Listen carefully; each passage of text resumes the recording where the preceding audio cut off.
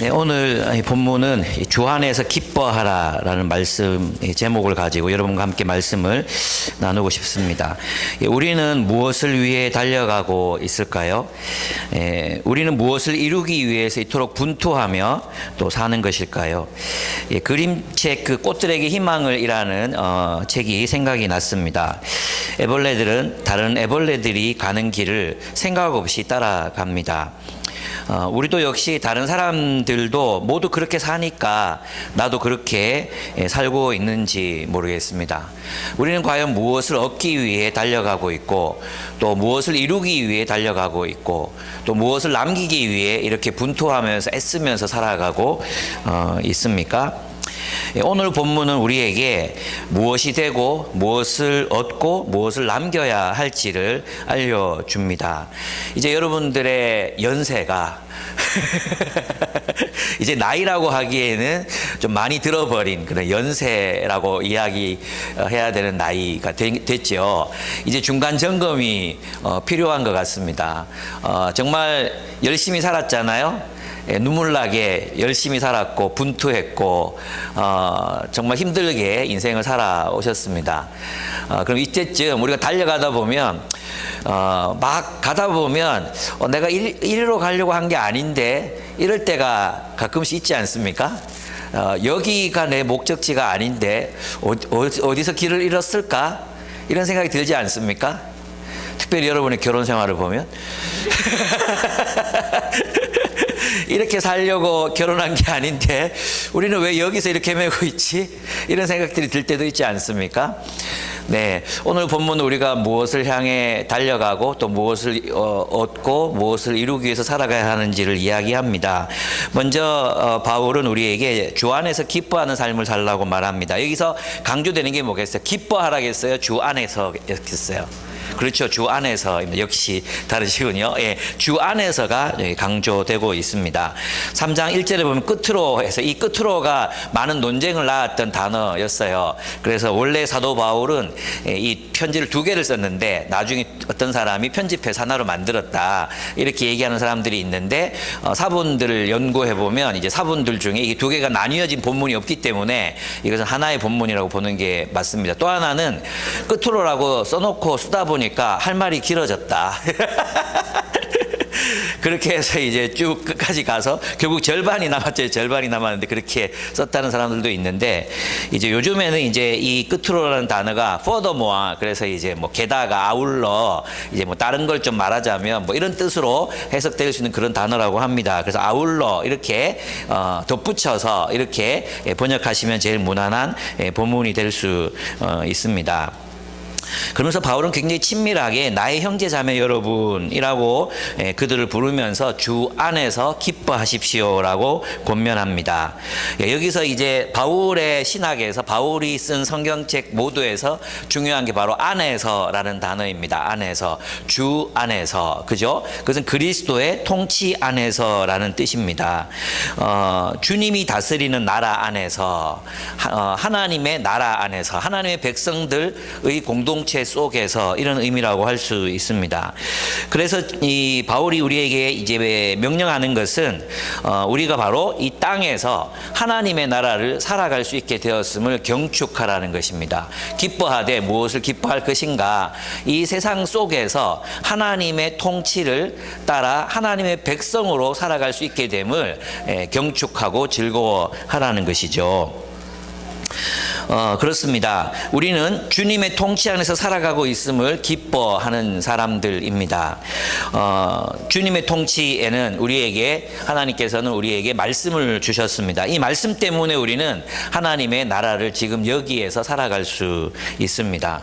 하나님의 말씀은 우리에게 어떤 진짜 올바른 관점, 올바른 기준을 우리들에게 제시해 줍니다. 저는 이것이 얼마나 복음인지를 요즘 깨닫고 있습니다. 내가 기준이 아니어서 나의 이기적인 나의 이 본성과 또 이기심과 잘 변하지 않는 나의 완고함과 이런 것들이 기준이 아니어서 얼마나 감사한지 모릅니다. 이것이 나의 중심이 아니라 하나님이 나의 중심이라니 이게 얼마나 감사한지 모르겠어요. 만약 하나님께서 나의 중심이 아니셨다면 저는 정말 이기적으로 자기중심적으로 모든 것을 판단하고 그렇게 살아갔겠죠. 예, 그래서 정말 많은 사람들을 깨뜨리면서 살아갔을 것 같아요. 하나님이 나의 중심이라는 것을 알고 난 뒤에도 저는 여전히 많은 사람들을 깨뜨리면서 살아가는 사울 같은 삶을 살아가고 있는데, 내가 하나님이 중심이라는 것을 알지 못했다면 더 많이 깨뜨리고 살았을 거 아니에요? 그래서 나는 내가 중심이 아니라 하나님께서 우리의 중심이 되신다는 것, 하나님의 말씀이 있다는 것이 얼마나 감사한지 몰라요. 그래서 여러분 있잖아요. 회개할 수 있다는 것, 사과할 수 있다는 것, 하나님의 말씀에 비추어서 내가 잘못했다고 느끼고 그것을 말할 수 있다는 것, 이게 얼마나 감사한 일인지 모릅니다. 그래서 여러분 뭔가를 잘못했을 때 이렇게 사과하고 사과하는 일, 미안하다고 말하는 일, 고칠게 라고 말하는 것은 절대 자존심 상하는 일이 아니라 그것은 복음이라는 것입니다. 그것이 우리를 마귀가 되는 길에서 우리를 막아서는 유일한 길입니다. 그래서 여러분 말씀 앞에 순종해서 미안하다, 잘못했다, 내가 바꿀게 라고 말씀하실 수 있는 삶을 살아가셨으면 좋겠습니다. 네, 오늘 이 자리에 아내가 없으니까 얼마나 감사한지 모르겠습니다. 너무 크게 웃지 말라니까 자꾸 그런 단락에서 저거 다 거짓말이야 이렇게 얘기할 거 얼마나 무서운지 모릅니다. 예. 우리에게는 또한 주님이 창조하신 세계가 있습니다. 그죠? 우리는 이제 하나님 안에서 하나님이 창조하신 이 세계를 살아갑니다. 하나님 말씀이 있기 때문에 우리는 이 세계를 그저 무미건조한 죽음이 가득 차 있는 냉정한 세계가 아니라 약육강식이 지배하는 그런 어떤 냉혹한 정글이 아니라 하나님의 놀라운 사랑의 지배가 있는, 하나님의 그 놀라운 사랑이 여전히 신비롭게 우리를 다스리는 세계로 인식하고 살아갑니다. 그래서 그리스도인들은 그만큼 경의로 말미암는 감탄, 그 경탄하며 살아가는 인생을 그리스도인들은 살아갈 수 있게 된 것입니다. 이것이 얼마나 놀라운 일인지 모릅니다. 여러분, 우리는 우리 마음속에 있는 걸 투사해서 세상을 바라보게 되잖아요. 그래서 하나님 안에서 사는 사람들은 이 세상을 굉장히 경이롭게 바라봅니다. 지는 노을을 바라보면서 우리는 뭘 생각합니까? 하나님의 따스한 사랑을 떠올리잖아요. 근데 주님 안에 마음이 없는 사람들은 그 붉은 노을을 보면서 이제 피의 보복이 시작된다, 이렇게 생각할 수도 있고 우리 마음에 따라서 세상이 투사되기 때문에, 그래서 우리 마음이 하나님의 나라, 하나님의 천국으로 이렇게 하나님이 다스리는 마음이 되어 있으면 온 세상이 하나님의 경의, 하나님의 사랑으로 가득 차 있게 됩니다. 우리에게는 주님의 백성들이 있습니다. 이것이 우리가 그리스도 안에서 기뻐하라, 그리스도 안에서 즐거워하라, 경축하라는 것이 하나님께서 우리를 홀로 하나님 백성 삼으신 게 아니라 서로 사랑하고 의지할 수 있고 또 돌보아야 할 그런 공동체로 주님이 우리를 부르셨습니다. 여러분, 이런 얘기가 있습니다. 혼자서 이제 할 수 없는 것, 절대 혼자서 할 수 없는 것이 이 세상에 두 가지가 있는데, 그 한 가지는 결혼이라고 했습니다. 결혼 혼자서 결혼하는 사람이 있습니까? 딴딴딴딴 혼자서 결혼식 하는 사람 없잖아요. 둘이 해야지 결혼이잖아요. 하나님의 백성이 되는 것도 마찬가지입니다. 결코 우리는 홀로 그리스도인이 될 수 없습니다. 왜냐하면 주님께서 우리를 서로 사랑하는 공동체로 묶어 주셨기 때문입니다. 이것이 축복입니다. 많은 사람들이 교회에서 상처받고 교회에서 이제 좀 배신당하고 이래서 이런 사랑하는 마음을 막아버리는 경우들이 많이 있거든요. 그런데 그렇지 않습니다. 우리는 서로에게 축복입니다. 우리는 서로에게 축복이고 서로 의지할 수 있는 그런 사람들인 것입니다. 그렇습니다. 우리에게는 또한 주님께서 주님의 백성들을 통해서 주신 문화적인 유산들이 있습니다. 정말 놀라운 세계죠. 문학이 있고요, 건축이 있습니다. 그죠? 지금도 유럽은 그걸로 먹고 살잖아요. 그걸로 먹고 살고 있습니다. 다 무너져서 새로 지어야 되는데 가보면 벽돌밖에 없는데도, 그죠? 그걸로 이제 먹고 사는 나라들입니다. 얼마나 경이로운지 모릅니다. 정말 그리스도 안에서 이제 작곡된 놀라운 음악들을 우리는 가지고 것들도 있습니다. 미술이 있습니다. 우리는 주님 안에서 주님의 백성들을 통해서 이렇게 만들어진 새 창조의 결과물들을 경험하고 누리고 향유하며 살아갈 수 있습니다. 그래서 여러분 가끔씩 미술관도 가셔야 되고요. 한 번씩 돈을 좀 모으셔가지고 이건 좀 많이 모아야 돼.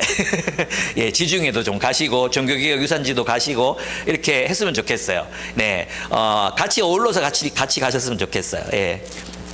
거기도 보고 하셨으면 좋겠습니다. 우리에게는 주님의 소명이 있습니다. 즉 우리의 인생은 허무하지 않습니다. 삶의 목적이 있다는 것입니다. 우리는 목적이 있는 방향성이 있는 그런 인생을 살아갈 수 있게 됐습니다. 그리스도가 없었다면 우리는 지금도 아마 헤매고 있을 겁니다. 이렇게 사는 게 맞나 저렇게 사는 게 맞나 그저 억울하고 원통하고 인정받지 못하는 인생으로 이제 여기고 그렇게 처절하게 살아가고 있을지도 모릅니다. 근데 이제 그리스도 안에 우리가 있기 때문에 우리는 삶의 목적이 분명해졌습니다. 이 모든 것들이 있는데 우리가 어떻게 기쁘게 살지 않을 수 있겠습니까? 그죠? 우리는 이 모든 것들 때문에 진심으로 기뻐하며 살아갈 수 있습니다. 이 모든 것들은 사실상 우리를 진정으로 기쁘게 하는 것들이거든요. 진짜 선한 사람들의 공동체, 삶의 목적, 진리, 이 모든 것들은 진짜 우리를 기쁘게 하는 것들 아닙니까? 정말 우리가 그리스도 안에서 즐거워하며 경축하며, 여기서 이제 즐거워하라, 이 기뻐하라, 이 말은 경축하라, 이런 말이거든요. 여러분, 이 경축하라는 말이 나오면 생각나는 책이 있지 않습니까? 그죠? 그래서 나는 행복하게 살기로 했다. 예, 진부하고 지루한 일상을 축제로 만들어 살아라. 그죠? 안 읽어보셨나? 경축하라는 것은 하나님이 창조하신 세상 속에서 하나님의 세계를 향유하며 살라는 뜻입니다. 그래서 우리는 기뻐하며 살아갈 수 있는 그리스도 안에서 하나님이 창조하신 이 새로운 세계를 기뻐하면서 살아갈 수 있다는 거죠. 이것 말고 우리를 기쁘게 하는 게 뭐겠습니까? 결국은 말초적인 쾌락들일 건데, 말초적인 쾌락을 찾는 건데, 그것은 우리를 기쁘게 하기보다도 오히려 중독시켜서 우리를 파멸시키는 쪽이 더 가깝잖아요. 그래서 우리가 이 참된 기쁨을 하나님이 창조하신 이 그리스도의 세계, 그 세계 속에서 그리스도 안에서 즐거워하신 여러분들이 되시기를 축복합니다. 2절에서 6절의 내용은 이제 한마디로 말하면 세상으로 돌아가지 마라, 이렇게 우리 현대어로 번역하면 세상으로 돌아가지 마라, 이렇게 번역할 수 있을 것 같습니다. 바울은 개들을 조심하라고 합니다. 그래서 여러분 유라강장에 가면 개가 많기 때문에 이 개들을 항상 조심해야 됩니다. 네, 진지하게 받으시면 안 되고, 예, 이 개들과 악한 일꾼들을 조심하라고 명령하는데, 이들은 그리스도인이 된 이방인들에게 할례를 받아야만 하나님의 백성이 될 수 있다고 주장하고 가르친 이들이었습니다. 2절을 보시면 개들을 조심하십시오. 악한 일꾼들을 조심하십시오. 살을 잘라내는 할례를 주장하는 자들을 조심하십시오. 이렇게 되어 있습니다. 그렇죠. 할례를 이 사람들이 누구냐 하면 자칭 그리스도인들이에요. 그리스도인들. 그러니까 이 사람들은 그 정통 유대인들이 아니고 그리스도인이거든요. 그리스도인. 그런데 바울은 그들을 개들이라고 부르잖아요. 여러분 다 아시겠지만 이 개라는 표현은 유대인이 이방인을 향해서 이제 도덕률이 없는 이방인을 향해서 불렀던 호칭이 개들이었죠. 멸칭했어요. 멸칭. 그리고 악한 이들, 그리고 행악자들 이렇게 돼 있잖아요. 개역 성경에 보면 행악자들, 이것은 유대인들이 이방인들을 부르던 그 멸칭이었는데, 바울은 이것을 할례를 주장하는, 그러니까 유대인이 되어야만 구원을 얻을 수 있다, 하나님의 백성이 될 수 있다고 하는 사람들에게 되돌려주고 있습니다. 그리고 이걸 굉장히 강한 어조로 말하고 있는데, 여기 본문에 보면은 살을 잘라내는 할례라고 얘기했잖아요. 이거는 이제 할례라는 말은 원래 없고 그냥 살을 끊어내는 자들, 살을 끊어내기를 좋아하는 자들, 이런 뜻이에요. 그리고 그 자들, 주장하는 자들이라고 돼 있잖아요. 근데 헬라어 원어에 보면 중성형으로 돼 있어요. 것들이요, 것들. 그렇게 주장하는 자들이 아니라 그렇게 주장하는 것들, 이렇게 돼 있어요. 그러니까 바울이 얼마나 막 심각하게 이렇게 어쩌면 미러링 하면서 이제 이렇게 표현하고 있는지 모릅니다. 그들은 이제 어떤 사람들이었냐 하면 자신들이 가진 유대 혈통이 하나님 나라의 백성이 되는 조건이라고 가르치는 사람들이었습니다. 이들은 하나님과 아브라함 사이에 맺으신 옛 언약에 붙잡혀 있는 사람들이었습니다. 창세기 17장에 보면은 17장 9절에서 14절을 보면 이렇게 되어 있습니다. 하나님이 또 아브라함에게 이르시되 그런즉 너는 내 언약을 지키고 내 후손도 대대로 지키라. 너희 중에 남자는 다 할례를 받으라. 이것이 나와 너희와 너희 후손 사이에 지킬 내 언약이니라. 너희는 양피를 베어라. 이것이 나와 너희 사이에 언약의 표징이니라. 너희의 대대로 모든 남자는 집에서 난 자나 또는 너희 자손이 아니라 이방 사람에게 돈으로 산 자를 막론하고 난 지 8일 만에 할례를 받을 것이라. 너희 집에서 난 자든지 너희 돈으로 산 자든지 할례를 받아야 하리니 이에 내 언약이 너희 살에 있어 영원한 언약이 되려니와 할례를 받지 아니한 남자 곧 포피를 베지 아니하는 자는 백성 중에 끊어지리니 그가 내 언약을 배반하였음이니라. 이렇게 얘기해요. 그러니까 있잖아요.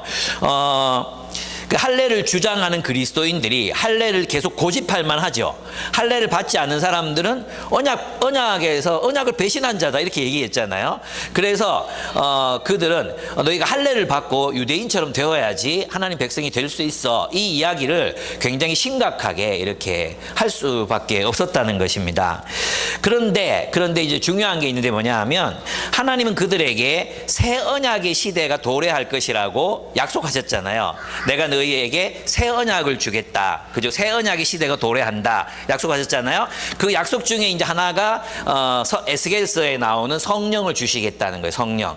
그러니까 에스겔서에서의 중요한 거는 뭐냐 하면 많은 사람을, 모든 민족을 하나님의 백성으로 삼는데 어떻게 하나님 백성으로 삼느냐 하면 성령을 부어 주셔서 성령으로 그들의 마음에 하나님의 율법을 새긴 자들을 하나님 백성으로 삼겠다. 큰 자나 작은 자나 할 것 없이 성령을 받으면 그가 하나님 나라의 백성이 되는데 그게 내가 너에게 주는 새 언약이다. 이렇게 얘기했어요.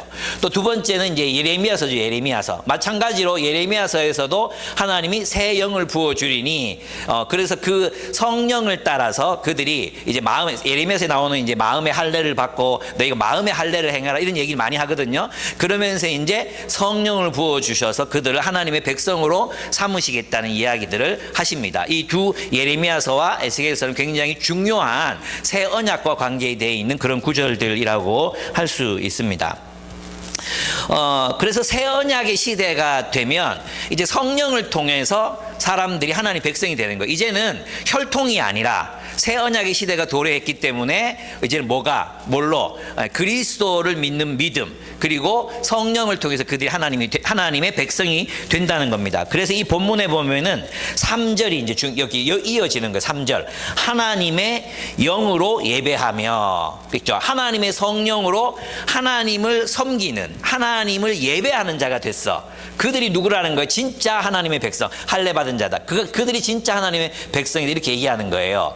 근데 이 이야기는 사실 사도행전에서 사도들도 헷갈리는 부분이었어요. 워낙 하나님이 할례를 강하게 얘기하셨기 때문에 사도들도 헷갈리는 부분이었어요. 그래서 이 사도들에게 하나님의 새 언약의 시대가 도래했음을 알려야 하는 게 하나님이 하셔야 되는 일이었잖아요. 그래서 사도행전을 보면 이방인들에게 하나님이 말씀 듣고 예수가 그리스도라고 인정할 때 뭐가 임했습니까? 할례 받지 않아도 막 성령을 부어주셨잖아요. 그죠? 성령을 부어주셨다는 것은 그들을 자기 백성으로 삼으셨다는 거거든.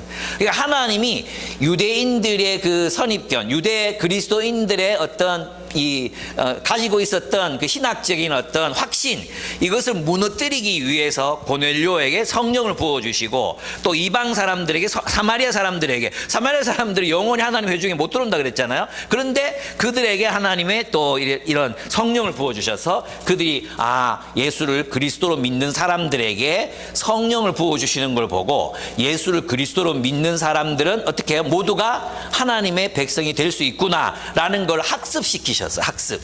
그래서 그들이 깨닫고 이제 된 거죠. 그래서 이제 이 본문 빌립보서에서도 하나님의 영으로 예배하게 된 자들, 하나님의 영으로 예배하는 자들, 성령으로 하나님을 찾고 하나님을 예배하는 자들을 바로 하나님의 백성으로 여기시겠다 하는 것입니다. 그래서 그리스도 예수 안에서 자랑, 그리스도 예수 안에서 즐거워하여 육신을 의지하지 않는 우리들이 진정한 하나님의 백성이라고 이렇게 주님이 친히 증명해 보이신 것입니다.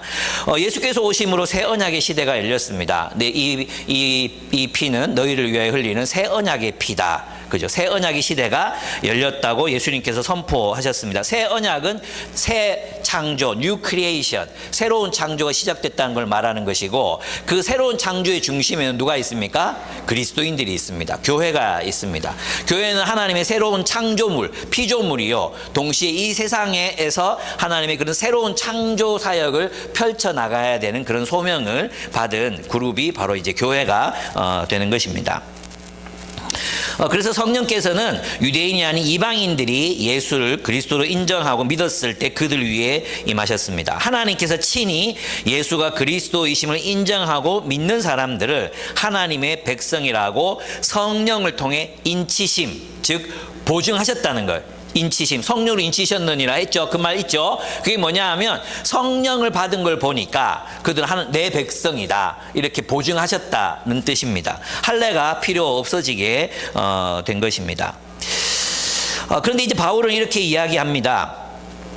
그래서 바울은 하나님의 영으로 예배하고 그리스도 예수 안에서 자랑하며 육신을 의지하는 자들이 진정한 하나님의 백성이다. 성령을 통해 하나님을 예배하는 자로 새롭게 창조되고 그리스도께 속한 우리가 진짜 하나님의 백성, 예수 안에서 즐거워하는 우리가 진짜 하나님의 백성이 됐다는 걸 말하는 것입니다. 근데 바울 자신도 있잖아요. 니들이 그렇게 유대 혈통을 자랑한다면 나도 보여주겠다, 이렇게 이제 얘기하는 거죠. 내가 한번 보여줄게. 이러면서 이제 내가 어떤 사람이냐면 유대 혈통을 나는 정통 유대 혈통이다. 왜냐하면 5절에 보면 그는 태어날 때부터 유대인이었다고 말합니다. 네. 그리고 사울 왕을 배출한 베냐민 가문이었다. 사울 왕을 배출한 베냐민 가문이다. 이거는 이제 그 사울이라는 이름도 그 가문의 어떤 그 자랑스러운 그런 마음이 표현되어 있는 이름일 수 있어요.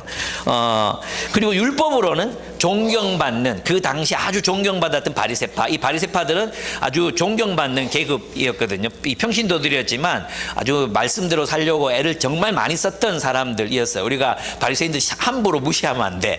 그랬던 사람들이었거든요. 그랬습니다.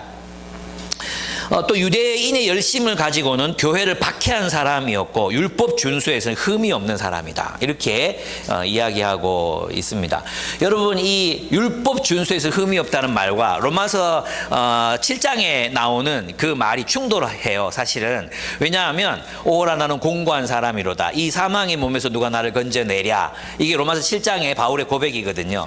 그래서 우리는 복음을 이해할 때 우리의 어쩔 수 없는 죄성, 극복되지 않는 죄성을 성령을 통해 극복한다, 이것만 복음이라고 생각하는 경향이 있단 말이에요. 근데 바울은 자신이 율법 준수에서는 흠이 없다고 얘기했어요. 자, 율법 준수에서 흠이 없다, 이렇게 얘기했기 때문에 여기에서 오늘날 이제 바울의 세 관점, 이런 것들이 이제 등장하게 됩니다. 그래서 이것은 뭐냐 하면 누가 하나님의 백성인가의 주제로 바울이 썼다는 거예요. 누가 하나님의 백성이 될 수 있는가? 이방인들도 예수 그리스도를 믿음으로 성령을 통해 하나님의 백성이 될 수 있다. 이것이 이제 오늘날 많은 제임스 던 또는 뭐 이렇게 톰 라이트 이런 사람들이 주장하는 세 관점에 속하는 그런 해석이라고 할 수 있습니다. 그렇습니다. 이렇게 되면 이제 복음이라는 것을 단순히 우리의 죄 용서함을 받는 사실, 죄 용서함을 받고 먼 미래의 심판을 피하는 것에서 좀 더 포괄적인 의미의 복음을 이야기할 수 있게 되는 면이 있습니다. 그리고 그것은 해석학적으로나 타당한 측면들이 분명히 있습니다. 그렇습니다. 그래서 한번 넘어가겠습니다. 거기서 그냥 이렇게 물음표 이렇게 해놓고 나중에 저에게 개인적으로 물어보시면 됩니다. 그런데 이제 바울은 이제 그가 속했던 유대 민족의 전통을 뭐라고 판단하느냐 하면 이방인들과 다름없이 복음이 필요한 사람들이라고 판단합니다. 심지어 자신은 예수를 믿고 그리스도인이라고 말하는 사람들임에도 불구하고 개들이라고 표현했잖아요. 그건 무슨 뜻이냐 하면 이 사람들은 진짜 다시 복음을 들어야 되는 사람이다, 이렇게 말한 거예요. 그들은 하나님의 백성이 아니고 다시 복음을 들어야 되는 사람들이다. 왜 그렇습니까? 그들은 그리스도가 오셨으면 이제 그리스도에게 속해서 그리스도가 창조하신 새 창조의 세계를 살아야 되잖아요. 그죠? 하나님 나라를 살아야 된다. 그리스도가 통치하신 하나님의 나라를 살아야 되잖아요. 근데 그들 어디로 돌아가고 있습니까? 아브라함 시대로 다시 돌아가서 옛 언약, 옛 시대, 옛 율법주의의 옛 그 이스라엘의 전통으로 돌아가 버린 거죠. 그래서 있잖아요. 바울은 이것을 어떻게 받느냐 하면 바울은 이것을 동일하게 이방인들이나 유대인들이나 유대적 기독교인이나 다시 정말 그리스도의 복음을 새로 들어야 될, 복음을 들어야 될 사람들이라고, 전도가 필요한 사람들이라고 이야기하고 있습니다. 왜 그렇습니까? 그리스도의 세계 안으로 옮겨오지 못했기 때문이에요.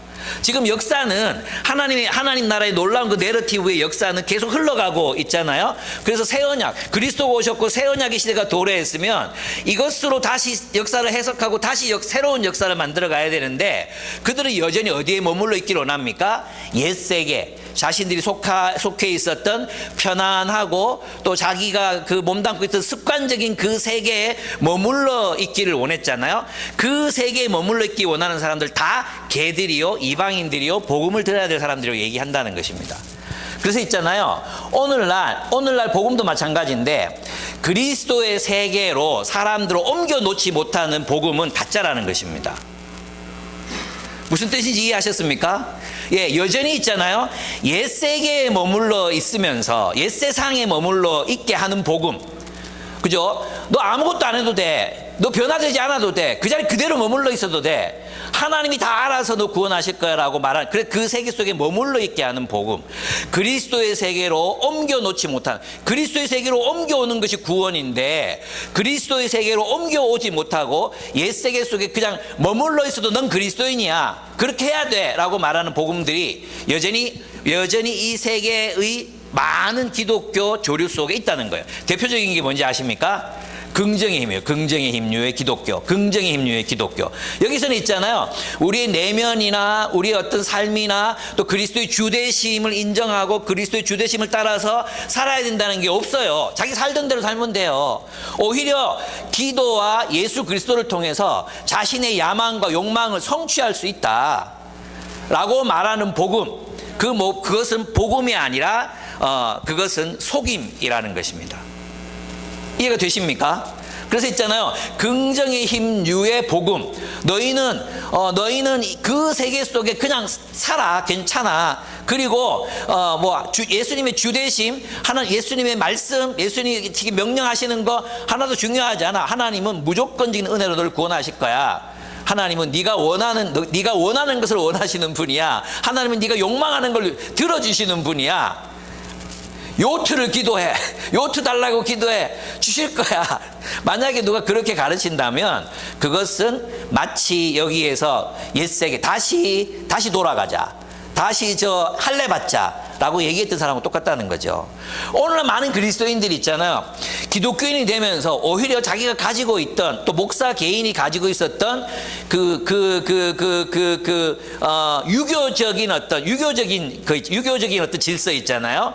그 질서를 더 강하게 말하는 사람들이 있어요. 복음이 아니고. 지금은 또 많이 지나갔지만 우리 윗세대를 보면 이게 복음인지 유교인지 구별이 안 돼요. 그래서 그 복음으로 사람들을 보는 게 아니고 유교적으로 사람을 보는 거죠. 그래서 이 사람들 특징이 뭐냐 하면 복음이 아닌, 기독교가 아닌 율법, 즉 이제 그 유교적 질서로 사람들 판단하는 거죠. 목사를 판단할 때도 목사가 고기를 너무 그렇게 많이 먹으면 안 되는데, 뭐 절제해야 되는데, 이런 얘기 하잖아요. 또 이제 노인들이 많은 그런 세대, 다 폄하하고 싶진 않지만 많은 세대의 사람들이 사모가 옷꼬라지가 그게 먹고 뭐 이런 거 있잖아요. 예, 이건 뭐냐 하면 여전히 그들이 어디에요? 옛 세상에 머물러 있다는 거예요. 유교적 질서 속에 머물러 있다는 거예요.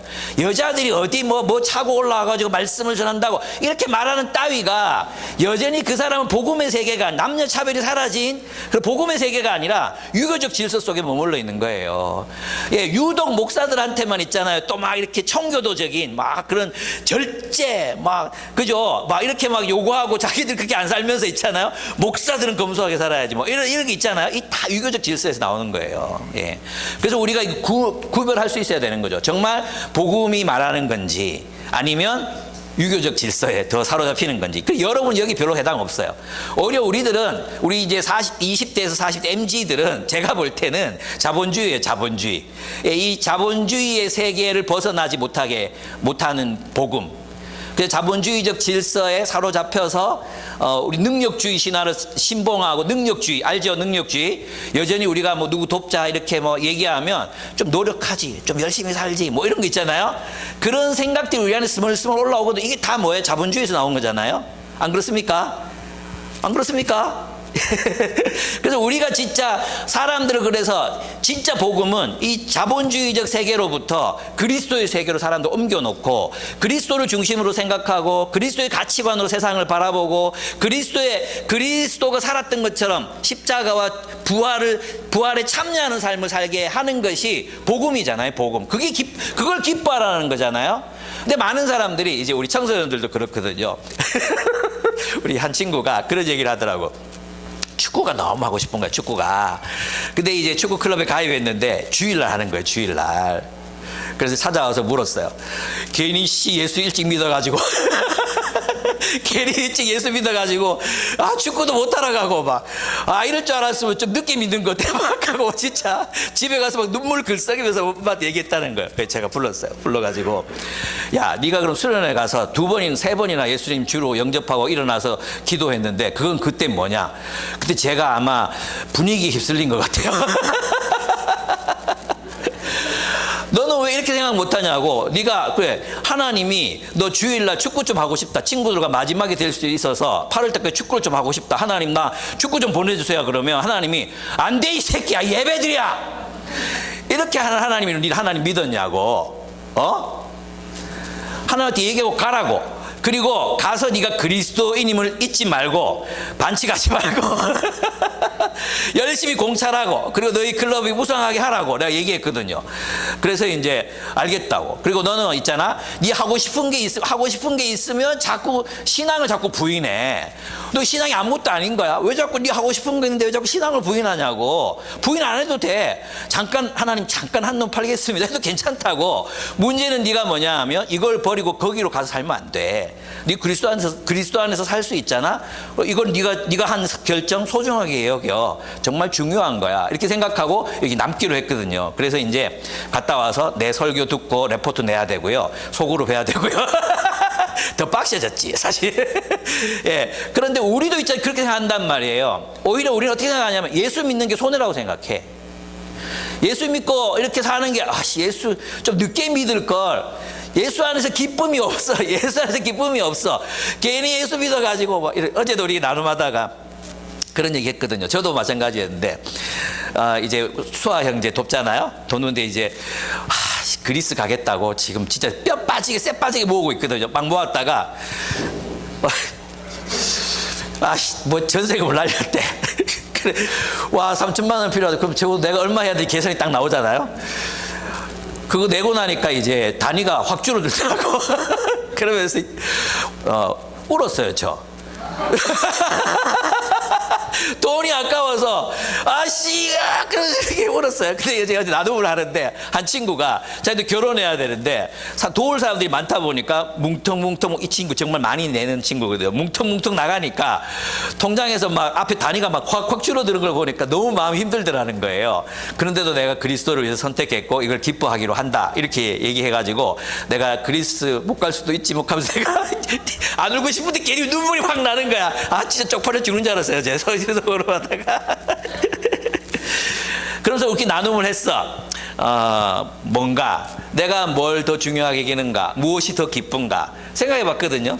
그래서 뭐 크루즈선을 타고 막 아니 맨날 뷔페 삼시세 때 뷔페를 먹고 생각해 보니까 그거 다 해봤던 거예요. 옛날에 다 해봤고 또 뭐 가봤자 유적지 해봤자 폐허가 된 유적지들 있는 그 왔다 갔다 하면서 그리스식 샐러드를 몇 개 먹겠죠. 그래 이제 현실적으로 생각을 해보니까 그 땡볕에 걸어 다니는 것도 힘들고 어렵고 뭐 그렇더라고요. 예, 그래서 이제 생각을 바꿨어요. 예, 그래서 하나님이 주시면 가고 안 주시더라도 제 형편에서 필리핀 정도는 갔다 올 수 있으니까 거기 가서 스노클링이나 열심히 하고 오자 이런 생각도 들고 뭐 여러 가지 생각을 하고 있습니다. 과연 나는 무엇을 기뻐하는가 이런 생각을 하는 거예요. 여러분 어떻습니까? 여러분은 이 세상 옛 세계로부터 이게 지금 바울의 관점은 뭐냐 하면 유대 세계, 이방 세계, 헬라 세계, 그죠? 중국, 아시아 세계 이 모든 세계가 뭐가 필요하다는 거예요? 그리스도의 복음이 필요하다. 그리스도의 복음이야말로 우리를 참다운 인생을 살게 한다는 거 아닙니까? 그럼 우리가 여기에 머물지 말고 이 세계로 들어와서 정말 진정으로 그리스도를 위해서 살아봐야 되는데 내가 그 친구한테 그랬지 아까 축구 그 친구한테 너는 지금 손해본다고 얘기하는데 솔직히 얘기해보자. 네가 예수님을 위해서 예수님 안에서 살아간 게 뭐가 있냐고. 너는 한 번도 안에 들어온 적이 없고 밖에서 얼쩡얼쩡 하다가 여기 들어온 적이 없다고. 맞나 아이가? 맞아요. 그렇지? 그러면은 들어와서 살아보고 그 얘기를 해야 될 거 아니냐고. 살아보라고. 살아볼까? 축구 끝나고 그렇게 하기로 했습니다. 여러분 기도 많이 해주세요. 이게 이제 한 친구만 얘기가 아니에요. 지금 청소년부가 다 여기 묶여 있어요. 과연 나는 예수를 믿어서 손해보는 삶을 살 것인가? 세상에서 아주 행복한 인생을 살 것인가? 아직 세상의 쓴맛을 못 봐가지고 이것들 진짜 그렇습니다. 네. 이제 그래서 마지막 7절에서 11절은 그리스도 안에서 살라고 이제 바울이 마지막으로 명령합니다. 바울은 있잖아요. 여기서 굉장히 이제 신박한 그런 문학적인 표현을 쓰는데 이게 뭐냐 하면 대차대조표예요. 여기서 해로 여기 뭐 이랬죠. 해. 이 해는 뭐냐면 손해예요. 손해 보는 걸 말하는 거예요. 손해. 그 다음에 여기서 유익이라 이 말은 있잖아요. 경제적으로 이익이다 이런 뜻이 대차대조표에서 이렇게 딱 비교해 보면 뭐가 더 낫냐 이거예요. 그래서 인생을 이 세상에서의 삶, 육신적인 삶, 세상에서의 삶과 그리고 세상에서 바울 잘 나갔던 사람이란 말이에요. 인정받고 잘 나갔던 사람이란 말이에요. 이것과 하나님 안에서의 삶을 그리스도 안에서의 삶을 비교해 봤는데 이 비교해 보니까 내가 세상에서 얻고자 했던 거 비교해 보니까 이게 다 똥이더라. 이게 이제 바울의 고백인 거예요. 다 똥이더라. 배설물이더라. 비교가 안 되더라. 이게 이제 바울의 결론이었습니다. 그는 있잖아요. 이 대차대조표를 통해서 아무리 비교해봐도 예수 믿는 게 이익이라는 것입니다. 예수 믿는 게 이익이다. 남는 게 예수다. 예수 남는 게 제일 큰 장사다. 이렇게 그는 생각했던 것입니다. 그는 과거에 유대교 안에 살며 이익이라고 생각했던 그 모든 것을 예수 그리스도 안의 삶과 비교해 보고는 예수 안에서 사는 삶에 비하면 그것은 손해에 해당할 만큼 똥에 비교될 만큼 그만큼 예수 안에 사는 것이 너무나도 훌륭하다는 것입니다. 그는 자신의 모든 것을 사실 그가 유대교 안에 쌓았던 그 모든 사회적 지위와 특권과 그 모든 것들을 그리스도 때문에 다 잃어버렸음에도 불구하고 그는 이렇게 고백하는 거죠. 그것은 어마어마하게 많이 남는 장사였다. 이렇게 얘기하는 거예요. 자기 인생을 갈아 넣어서 그리스도를 위해서 살아갔던 그것은 결국은 어마어마하게 남는 장사였다. 그는 그렇게 고백하고 있습니다. 그래서 그리스도는 바울의 즐거움, 바울의 기쁨의 근원이었던 거죠. 무엇입니까? 첫째 8절을 보면 그리스도를 아는 것, 그리스도를 아는 지식, 이것이 우리를 기쁘게 한다는 겁니다. 이것이 우리를 즐겁게 한다는 거예요. 그리스도를 아는 지식. 여러분 그리스도를 아는 지식은 뭐냐 하면 이 그노시스잖아요. 그노시스, 지식이 그노시스인데 여기서 말하는 알미란 온전한 연합을 통해서 아는 거예요. 온전한 연합을 통해서 하는 거예요. 머리로 아는 게 아니에요. 그래서 기독교가 있잖아요. 헬라 세계에 먼저 전파되면서 헬라 세계를 복음화한 측면도 있지만 헬라 철학의 영향을 받은 부분도 많아요. 그래서 기독교가 너무 사변적이 돼버린 거예요. 존재론. 그래서 기독교가 발전하면서 제일 먼저 발전했던 변증이 존재론이에요. 존재론. 하나님 존재하시는가, 뭐 예수 그리스도의 인성과 신성이 어떻게 돼, 뭐 이런 것들 사변적으로 갔거든요. 근데 오늘 이 본문을 보면요, 그리스도를 아는 것이란 그런 그런 변증이 헬라세계에는 필요했지만, 진짜 여기서 그리스도를 아는 지식은 그리스도와의 코이노니아를 통해서 아는 거예요. 이 코이노니아가 뭐라 그랬어요? 존재적 연합을 통해서 아는 거라 그랬잖아요. 이거는 부부가 되는 거랑 똑같은 거예요. 부부가 되는 것. 부부가 되면 함께 살기 때문에 알 수밖에 없는 게 있잖아요. 그죠? 함께 살아서 아는 게 있잖아요. 우리가 밖에서 보면 우리 다 그렇게 얘기하잖아. 너무 멋진 형제, 넌 저런 사람이랑 같이 살아서 좋겠다, 뭐 이렇게 얘기하면 자매들이 한결같이 하는 얘기가 뭐예요? 살아보세요, 이렇게 얘기한단 말이에요. 살아보세요, 아닐걸요, 뭐 이렇게 얘기한단 말이에요. 애들도 그렇잖아요. 너무 귀엽다, 너무 예쁘다, 너무 사랑스럽다 했는데 데리고 가 사세요. 그러면 우리가 살아보면 아는 게 있단 말이에요. 그게 존재적 연합인 거예요. 존재적 연합. 그러면 이 본문 전체를 통틀어서 우리가 그리스도를 알려면 어떻게 해야 되느냐? 그리스도와 함께 십자가를 져봐야 아는 거예요. 그리스도를 알려면 그리스도의 십자가를 져봐야 그리스도를 알아요. 그리스도의 고난에 참여해야 그리스도를 알 수 있다는 것입니다. 그래서 십자가를 통과하지 않고는 우리에게 기쁨은 없는 것입니다. 여러분, 우리가 누군가를 잘 알려면 함께 살거나 함께 여행을 가거나 함께 일을 할 때 사람들을 잘 알 수 있습니다. 이번에 이제 목사님들하고 필리핀 여행 갔을 때도 한 목사님, 나와 별로 교제가 없었던 한 목사님이, 김 목사 맨날 앉아서 샌님처럼 공부만 하는 줄 알았더만 노는 것도 좋아하네. 이제 아셨어요? 안 살아보면 모르는 거야. 그분의 눈에 저는 학자예요, 학자. 거기에 머물러 있는 것도 나는 행복하지만 나는 그 평가가 너무 오골거리는 거. 나를 그렇게 봤다고? 이 천하의 쾌락주의자를 그렇게 봤다고? 이런 생각이 막 들었습니다. 함께 여행을 가고 함께 길을 가잖아요. 그럼 우리 목사님들에 대해서 과거에 내 마음에 이런 게 있었죠. 저 태극기 부대 막 이렇게 생각하고 내 나름 막 판단해놓고 이게 한 게 있었단 말이에요. 근데 함께 오토바이도 함께 먹고 함께 이렇게 다니면서 이 사람이 이렇게 친절한 사람이었어? 이 사람이 이렇게 따뜻한 사람이었어? 와, 이 사람이 이렇게 재밌는 사람이었어? 이런 게 발견되잖아요. 그죠? 이게 이제 존재적 연합을 의미하는 겁니다. 그래서 이제 어떤 분이 이제 박영호 목사님 책에 거기 보면 이렇게 나오는데, 이 연합, 코이노니아가 뭐냐? 동기화되는 거, 싱크로나이즈 되는 거다. 여러분의 블루투스 키보드랑 이제 폰이나 스마트 패드를 이제 연결하면 동기화 되잖아요. 그럼 내가 움직이면 커서도 움직이고 같이 막 움직이잖아요. 이것처럼 내가 그리스도 연합한다는 것은 그리스도로 인해 그리스도에게 내가 싱크로나이즈 되는 거예요. 싱크로나이즈. 그래서 내가 하는 모든 일들이 그리스도의 일이 되도록, 그리스도의 사역이 되도록, 그리스도의 행함이 되도록 함께 움직이는 게, 이게 존재적 연합이야. 그리스도를 알 수 있는 방법은 오직 이것밖에 없어요. 그리스도의 말씀을 따라 사는 것, 그리스도가 사시는 것처럼 사는 것, 그리스도의 십자가의 고난에 참여하는 것, 이거 외에는 그리스도를 알 수 있는 방법이 없어요. 그래서 있잖아요, 오늘날 영성이라는 말을 할 때 마치 저 위에 있는 어떤 걸 추구하는 것처럼 육신을 떠나서 영적인 호흡하고 막, 그게 다 틀렸다는 얘기가 아니라 영성적으로만 그리스도를 추구하면 우리는 그리스도를 알 수 없다는 거예요. 뭐 해야 됩니까? 제자가 돼야 돼. 제자. 따라가야 돼. 예수를 따라가야 예수를 알 수 있어. 예수를 따라가야, 예수를 따라 살아야, 싱크로나이즈 돼야 그게 연합이란 말이에요. 그냥 초월적 연합이 아니라 정말 이 땀범벅이 되어 있는 이 세상 속에서 십자가를 지는 삶을 살아갈 때 우리가 그리스도를 알 수 있다. 그리고 그리스도를 아는 것, 그것은 우리를 그리스도를 알므로 어떤 존재가 됩니까? 우리가 그리스도를 닮은 종이 되는 것입니다. 그래서 우리는 지금 여기에서 이제 나이 40이 이제 넘어가고 50도 넘어가는 사람들도 있는데, 이제 중간 평가를 해봐야 돼요. 나는 지금 어떤 존재가 되어가고 있는가? 여러분, 열심히 살았어요. 열심히 달렸어요. 열심히 분투하며 살았어요. 여러분, 지금 여러분의 모습을 이렇게 보면 여러분 어떤 존재가 되어가고 있습니까?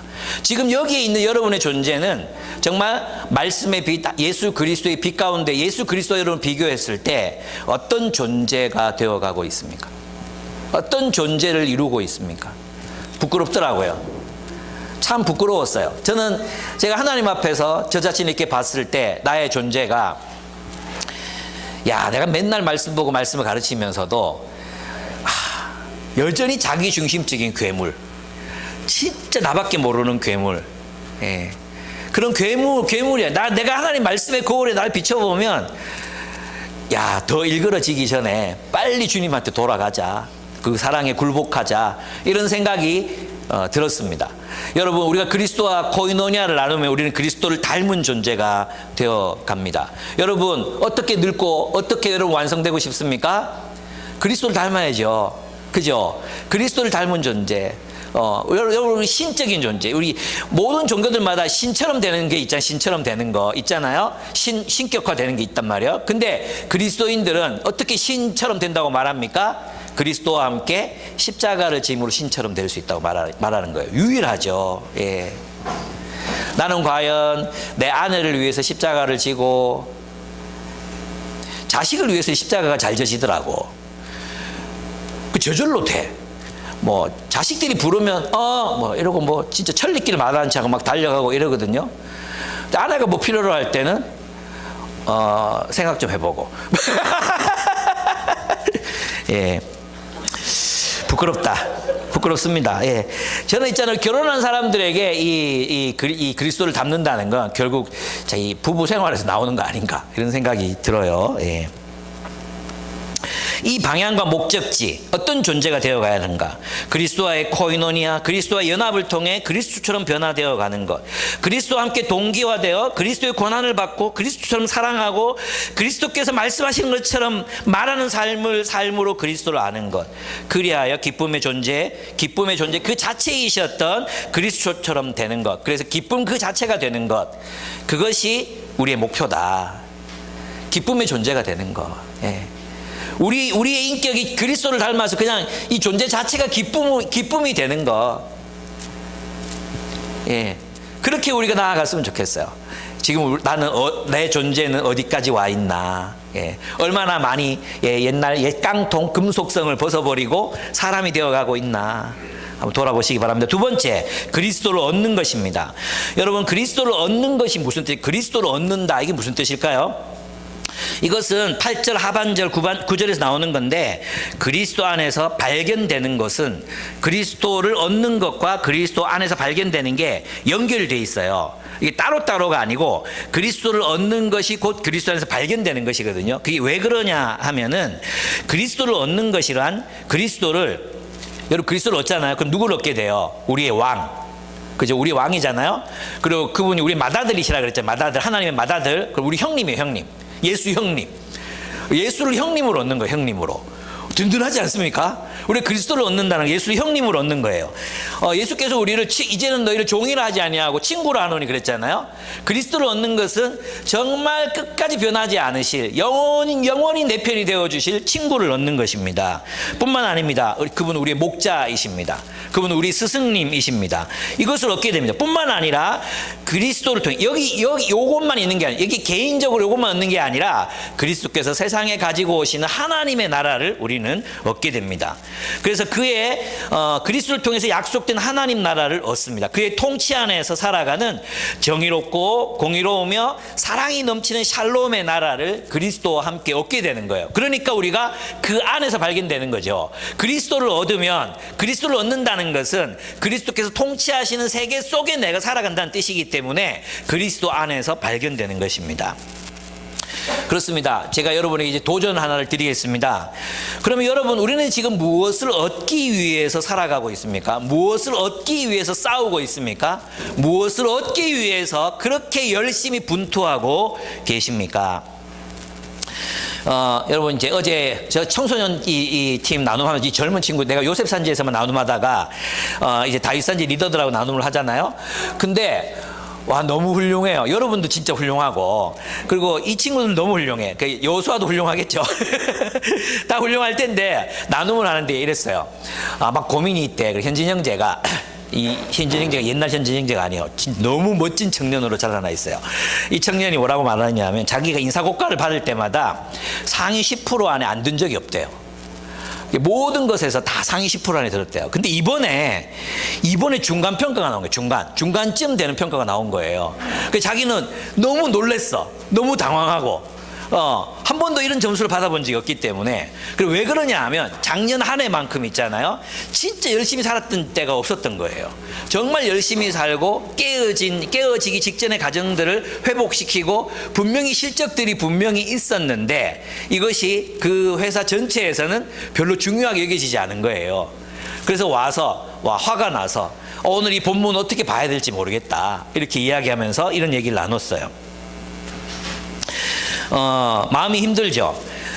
그렇죠. 예수 그리스도 자신이 이렇게 고백했어. 내가 예수 그리스도 안에서 그리스도를 위하여 한 일인데 세상에서 인정받지 못하니 속이 너무 상하더라는 거예요. 내가 그리스도를 위해서 나름 열매와 결과를 냈다고 생각했는데 오히려 세상에서는 영광을 얻지 못했기 때문에, 그래서 자기는 10% 안에 들 줄 알았는데, 당연히 그럴 줄 알았는데 그렇지 못했기 때문에 마음이 너무 힘들었다는 거예요.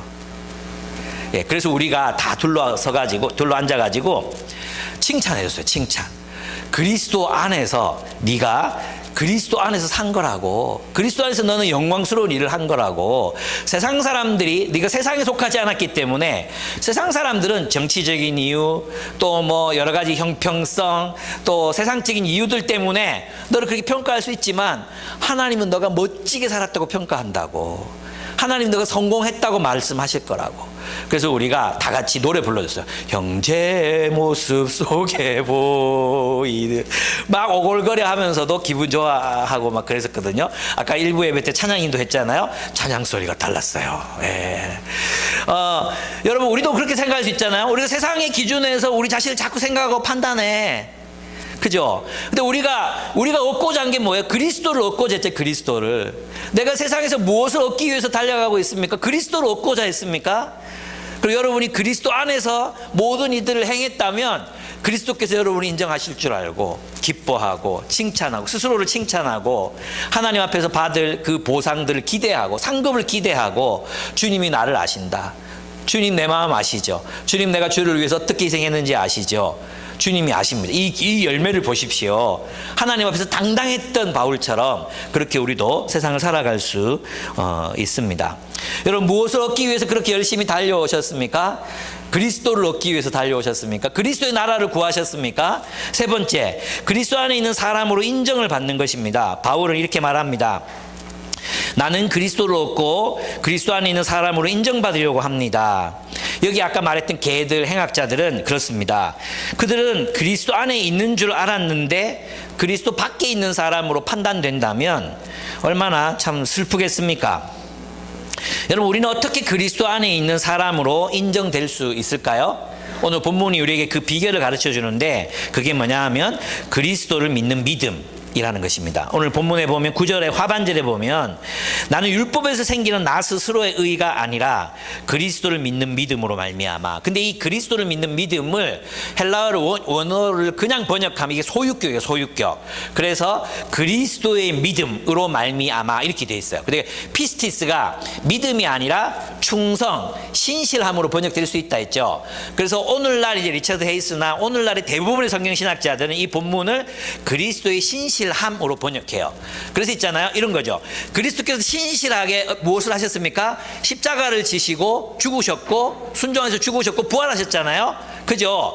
그 신실함, 주님께서 우리를 위해서 행하신 그 신실함 때문에 우리가 그리스도인이 되는 거예요. 우리가 믿음을 가질 수 있는 거예요. 그리스도께서 우리를 행하신 그 일, 그리스도께서 우리를 사랑하셔서 행하신 십자가의 희생과 부활을 볼 때 그 신실함에서부터 뭐가 생겨나요? 아, 그리스도를 신뢰하는 마음이 생기잖아요. 그래서 예수님이 십자가와 부활의 복음을 듣고 우리는 뭐 했습니까? 믿음을 가졌어요. 그래서 그리스도의 신실함으로부터 나오는 우리의 믿음을 통해서 그 믿음을 보시고 우리를 뭐 한다고요? 너는 내 안에 있는 자다. 너는 의로운 자다. 너는 나와 올바른 관계 속에 있는 의로운 자다. 이렇게 선언하신다는 것입니다. 그래서 우리가 주님 안에 있는 유일한 방법은 뭡니까? 주님의 신실하신 희생과 부활을 바라보고 우리가 주님 안에 있는 것입니다. 주님 안에. 예, 주님의 희생과 부활을 바라봄으로 그분을 신뢰하는 것. 그분을 믿는 것, 예수가 그리스도이심을 믿는 것, 그리고 그분의 세계 안에서 살아가는 것, 그것으로 하나님이 나를 의롭다 여기시고 그리스도 안에 있게 하신다는 뜻입니다. 근데 이것을 한편으로 보면 그렇습니다. 여기서 이제 적용을 잠깐 하고 넘어가면 우리는 있잖아요, 끊임없이 우리의 존재를 증명하고자 하는 유혹에 시달립니다. 그죠? 우리는 끊임없이 우리 존재를 증명하고 싶어 합니다. 피곤한 인생입니다. 우리는 이제 말하지 않아도 사람들의 인정을 끊임없이 갈망합니다. 그래서 사실 우리가 살아가는 삶의 모습을 보면 우리 모든 인생을 사람들에게 인정받기 위해서 갈아놓고 있다는 것을 알 수 있습니다. 여러분, 언제 제일 속상하던가요? 사람들이 나를 인정해 주지 않을 때, 그때 제일 속상해요. 예. 내가 회사에서나 어떤 공동체에서 열심히 일했는데, 그죠? 사람들이 나의 그 공로를 인정하지 않을 때, 나를 인정하지 않을 때, 그때 제일 속상하잖아요. 안 그렇습니까? 아닌 것처럼 하지 마세요. 여러분이 막 분통 터져하고 이럴 때 보면 어떻게 그럴 수 있습니까? 하는 거 대부분이 내가 세상 속에서 인정받지 못할 때거든요. 화나잖아요. 예. 그렇습니다.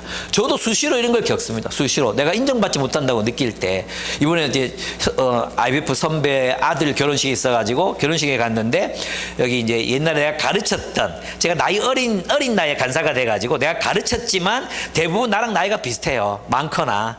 그래서 이제 자리에 따로 먹고 싶은데 꼭 그때 보면 나대는 사람 한두 명 있거든요. 그래가지고 여 모이자 이래가지고 남자들끼리 앉아가지고 불편해 죽겠는데 거기 앉아가지고 이제 얘기를 막 하는데, 목사님 교회는 뭐 어떻습니까? 이렇게 뭐 째맨하고 막 그래. 그렇습니까?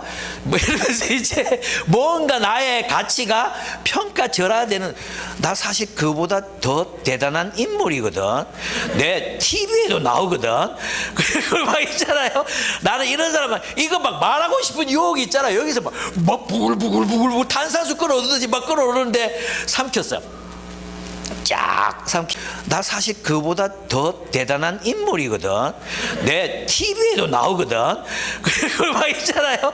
나는 이런 사람 이거 막 말하고 싶은 유혹이 있잖아. 여기서 막 부글부글 탄산수 끓어오르듯이 막 끓어오르는데 삼켰어요. 쫙 삼키고, 야, 여전히 내 안에 이런 게 있구나, 이런 생각을 하게 돼요. 여전히 인정 욕구 있잖아요. 우리 뭐 지난번 로잔 대회 갔을 때도 한 분이 그런 고백하셨는데 저도 똑같아요. 인정 욕구, 인정받고 싶은 욕구, 이런 마음들이 있는데, 사실 우리가 그리스도 안에 우리가 주님을 믿을 때 주님께서 우리를 인정하신다 하셨잖아. 그리스도 안에 있는 것을 인정하신다. 우리 이미 우리의 믿음으로 인정받은 존재들이 됐습니다. 우리 그리스도 안에 살면 됩니다. 아까 인정제가 세상에서 나를 고가를 못 주고 상관없어요. 주님이 나를 인정하시면 됩니다. 온 천지의 주제시요 왕이신 그분께서 나를 인정하십니다. 내가 잘 살았다, 네가 하나님 나라를 위해서 잘 살았다, 인정하시면 됩니다. 그리스도 안에 있으면 됩니다. 세상의 인정이 있잖아요. 그거 결국 임시적입니다. 그리고 불완전합니다. 공평하지 않습니다. 그리고 부패한 인정입니다. 그리고 우리가 인정받고 싶어하는 그 사람들, 자기들이 인정받고 싶어서 막 안달나 있는 사람들이에요. 그런 사람들이 누구를 인정하겠어요? 누구를 진심으로 인정하겠어요? 마지 못해서 잘했다 이러지. 여러분 그 마음 아시죠? 여러분도 그렇게 해봤잖아요. 그죠? 진짜 인정이 안 돼. 누구 진심으로 칭찬해 본 적이 있습니까? 오, 대단합니다. 목사님이 새 책 쓰셨다. 오, 책 쓰셨네요. 잘했습니다. 축하드립니다. 이러지 막, 진짜요? 막 그러면서 막 그게 내 문제처럼 여기에 집니까? 우리는 그럴 수 없는 존재예요. 다 알아요, 여러분. 여러분이 뭐 한다 해도 다 알아. 이게 또 내 마음의 투사인지도 몰라. 우리는 어쩌면 진심으로 누구를 인정해 보지 못했어. 그죠? 이게 또 우리의 죄성이에요. 예. 근데 저는 이런 게 느껴졌어요. 우리가 그리스도 안에 있다면, 그래서 그리스도로부터 인정받는 삶을 살고 있다면, 다른 사람도 인정할 수 있지. 그죠? 인정할 수 있잖아. 내가 그리스도에서 인정받고 있는데 굳이 내가 다른 사람들이 인정받을 필요 없잖아. 그게 충만한 사람이라면, 칭찬할 수 있죠. 인정할 수 있죠. 근데 이게 안 되는 거예요, 우리가. 우리 주님 안에 우리는 어디에 있는가, 어디서 그렇게 인정받으려고 그렇게 애를 쓰고 막 그렇게 살아가고 있는가. 내가 그리스도 안에서 발견되려 함이니라. 바울이 말했던 이 고백이 나와 여러분의 고백이 되기를 바랍니다. 그리고 네 번째, 그리스도의 죽으심과 부활에 참여하는 것이라고, 이것이 우리 기쁨의 근원이 됩니다. 바울은 예수 그리스도의 죽으심과 연합하여 그리스도의 부활에 참여하려고 합니다. 그리스도 안에서 인정을 받으려면 그리스도의 죽으심에 연합해야 합니다. 다시 말해서 그리스도 안에 있음이 인정되려면 뭐가 돼야 된다는 거예요? 그리스도의 십자가의 죽으심과 연합돼 있어야 돼. 그럴 때 내가 부활을 산다 그랬잖아요. 부활을 이루려 하는, 이 부활이 뭡니까? 그리스도 안에서 사는 삶이잖아요. 오케이, 이해됩니까? 내가 그리스도 안에서 발견되려 하미니, 그리스도 안에 있는 자로 인정되려 하미니, 그랬죠. 그러면 그리스도 안에 있는 게 뭐예요? 그리스도 안에 사는 게 뭐예요? 부활이잖아요. 부활의 삶이잖아요. 그럼 부활의 삶을 살려면 조건절이 있어. 뭐예요? 그리스도와 함께 죽어야 되는 거예요. 그리스도와 함께 죽어야 돼. 함께 그리스도의 십자가의 고난에 참여할 때 우리가 그리스도 안에 있음이 발견되는 거예요. 이해됩니까? 그러니까 그리스도의 죽으심에 참여하지 않으면 그걸 우리는 믿음이라고 부르기 어렵다는 거죠. 예. 믿음이란 예수의 그리스도의 죽으심에 연합하여 함께 죽고 함께 살아가겠다고 연합하는 것. 그리스도에게 연합되는 것. 이게 믿음이죠. 믿음의 표현이 침례잖아요. 침례. 그리스도에게로 담궈지는 것.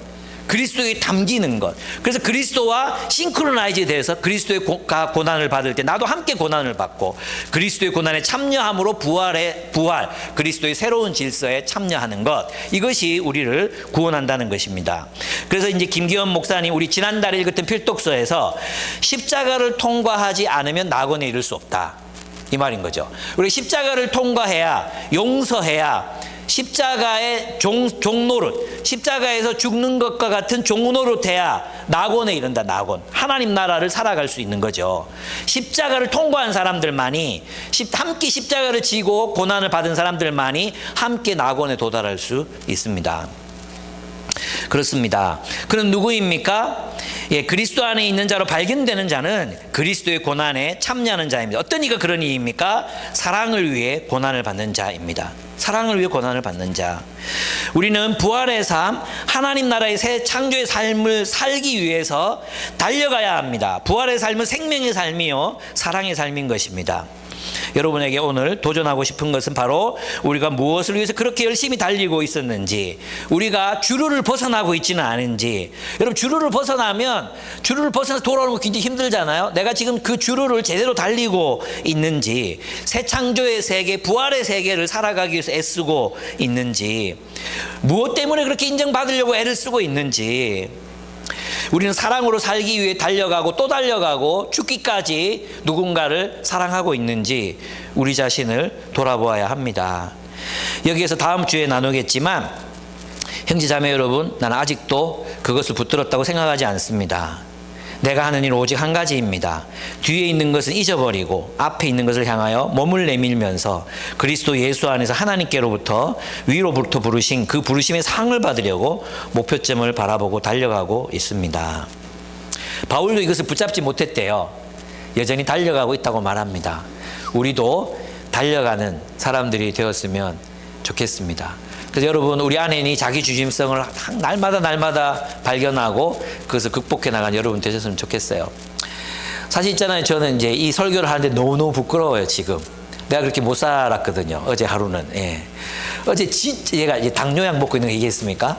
예, 당뇨약을 먹고 있어요. 근데 이 당뇨약을 먹으면 안 그래도 좀 피곤했는데 이제 좀 나이도 들고 하니까 피곤하단 말이에요. 근데 이제 4배 정도 더 피곤해지는 거예요. 아침부터 나와가지고 이제 명은이가 이제 검정고시 친다 해가지고 검정고시 치는 장소 데려다 줬다가 잠깐 나와서 또 이 커피숍에서 말씀 준비하다가 또 결혼식 있어가지고 결혼식에 갔다가 이 결혼식이요 1시간 반 하는 거, 1시간. 또 다시 결단하게 됩니다. 바울의 그 고백, 내가 아직 그 표대를 다 이루었다 함도 아니에요. 달려가고 있다. 그리스도를 얻기 위해서 달려가고 있다. 그리스도께 속하기 위해서 달려가고 있다. 이 말이 얼마나 위로가 되는지 모르겠어요.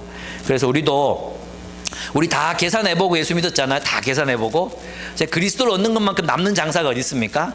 하나님의 나라를 유업으로 얻는 것만큼 남는 장사가 어디 있고, 이렇게 좋은 사람들을 유업으로, 이런 좋은 사람들을 선물로, 또 여기서의 삶, 사랑의 삶을 선물로 얻는 것만큼 벅차고 기쁜 일이 어디 있겠습니까? 예, 그렇습니다. 포기하지 말고 끝까지 사랑의 삶을 경주하는 여러분들이 되시기를 축복합니다. 다시 종이 되어 살기를 그렇게 결단하는 여러분들 되셨으면 좋겠어요. 그리스도의 죽으심을 본받아 뭐겠습니까? 종돼서 살아라. 너의 권리, 너의 특혜, 네가 옳다는 거 다 버리고 종돼서 살아라. 종돼서 살아라. 남편의 종이 되고 아내의 종이 되라. 우리 서로의 종이 되라.